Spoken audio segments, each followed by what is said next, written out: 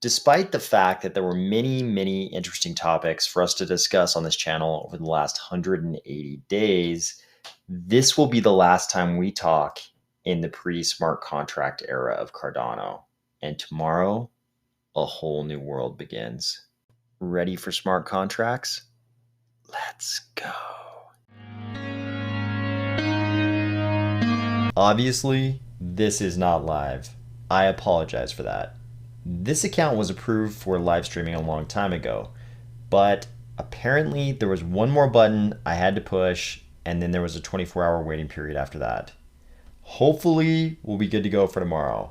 I think that's probably better anyways, so we can talk about all the things that have to do with the Alonzo launch that's going to happen later today. Until then, we've got some interesting things to ponder. In this thread, the question was posed to Lars and Charles whether or not there would be some IOHK smart contracts launched today at the Alonzo launch. Charles responded, maybe, ... And once again, we are confronted with the lobster mystery. This time, a dancing lobster. I think he has a mouthful of teeth right there. I think that's what that's supposed to be. This lobster is like clapping his hands together over his little lobster head. He looks happy. He's not in a lobster trap. You'll know we have talked about lobsters a lot on this channel, and Charles has one on his microphone.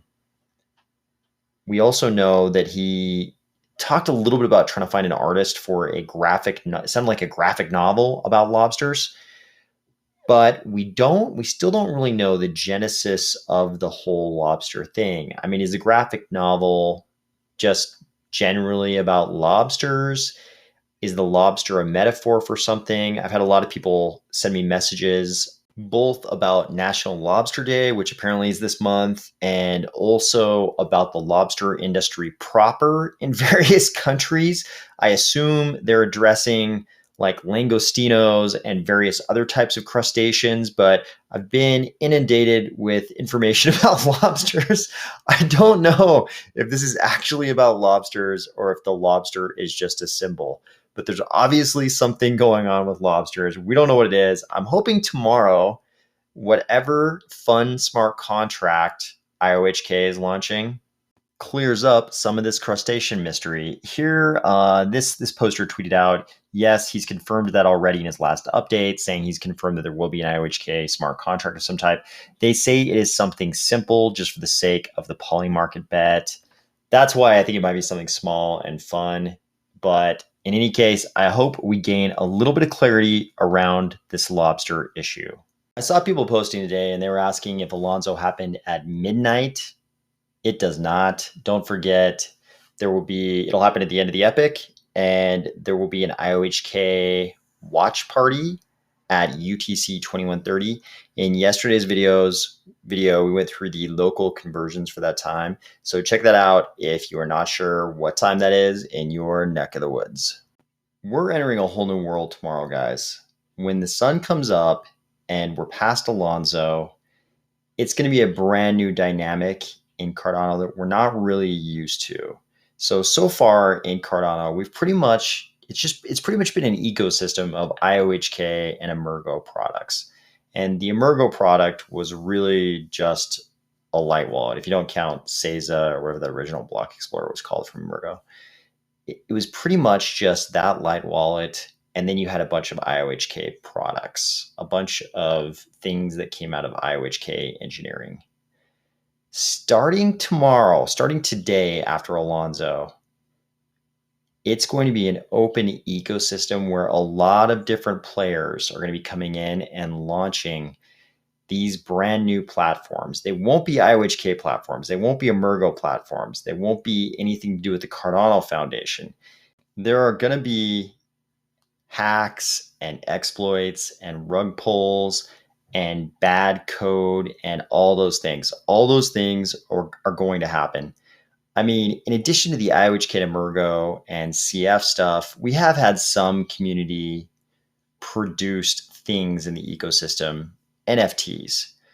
But the thing is, NFTs are a little bit less likely to result in some of these bad events. Sure, people have described some things that have happened in the NFT scene as a rug pull or as like a developer not following through on what they thought that group was going to do. Those things did happen, but we're in a whole new ballgame with smart contracts in a permissionless system. Anybody will be able to deploy smart contracts starting tomorrow. I'm sure a lot of them will be wonderful. I'm sure some number of them will be horrible. It's going to be this brand new thing. It has to go there. We need this to be a permissionless system, but there are some drawbacks to a permissionless system. And that's one of them is that unlike an NFT that sits in your wallet that you can look at, if you send your ADA to one of these smart contracts, bad things can happen. And there will also be wonderful things that happen through the group sourcing of ideas for smart contracts. There'll be wonderful new use cases for the Cardano blockchain and probably blockchains in general permitted by this new EUTXO structure. We've already seen a lot of discussion over the last couple of weeks about how very different EUTXO is from an account balance system. And wonderful new things are going to come out of that, but it is still a permissionless blockchain, and there's going to be some bad smart contracts that are going to be deployed in this new era in Cardano. And there's going to be a lot of, I'm sure, in any blockchain, whenever those things happen, there's going to be a lot of drama, all that kind of stuff.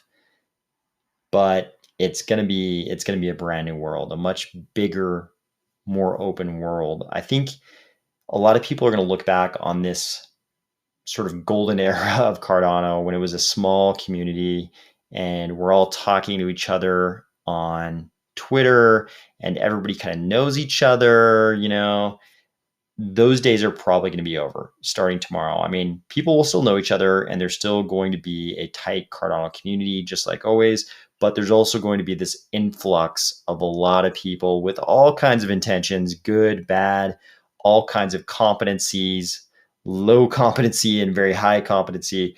We're going to have the entire spectrum because this is a permissionless blockchain.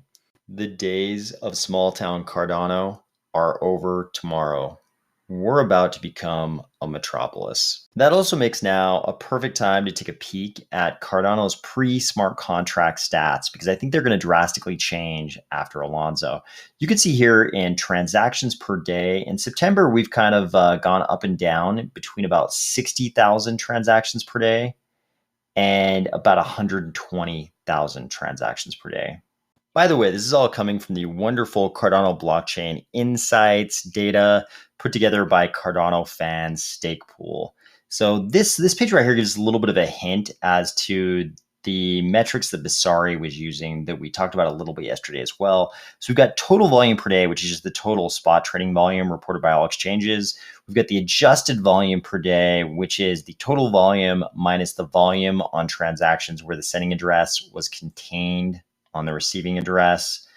And we've also got real volume per day. Real volume is just the total volume from some select group of exchanges that Masari thinks are reliable. So we do, despite what the poster yesterday was saying about UTXO volume, it seems like this adjusted volume is probably an attempt to take out some of the non-economic transactions that you would see on a UTXO blockchain. If you want more details on that, you can look at the video yesterday. But it looks like Cardano. So we had a peak on September 4th in total volume per day of about 138 billion USD. Think about that, 138 billion US dollars. Adjusted volume came in at about $70 billion.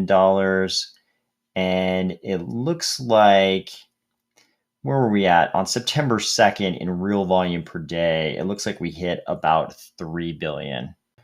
With another peak on September 8th of about 4 billion. In another entry for your We Are So Unbelievably Far Ahead of the Curve file, we also recently saw this. This guy says he is a PhD from the University of Iowa, an alum of Fortune magazine, and it looks like now the chief insights columnist at CoinDesk. That's all over here in his bio. And he was responding to a tweet over here. Somebody said, I get the weirdest DMs, and they had a screenshot of some kind of a direct message that said, look into the Cardano NFT space. And this fellow responded, I've seen the research. It's groundbreaking. Now only 8 months to implement a workaround to an architectural decision made 4 years ago that makes minting NFTs impossible. You all already know we have over 750,000 NFTs on the blockchain. In keeping with the Weiss post yesterday, I would say that this guy is allegedly insightful. I am unbelievably excited for today. I hope you guys all are too. This has been years in the making. It'll be a beautiful thing to finally watch it all go down. And I will talk to you tomorrow.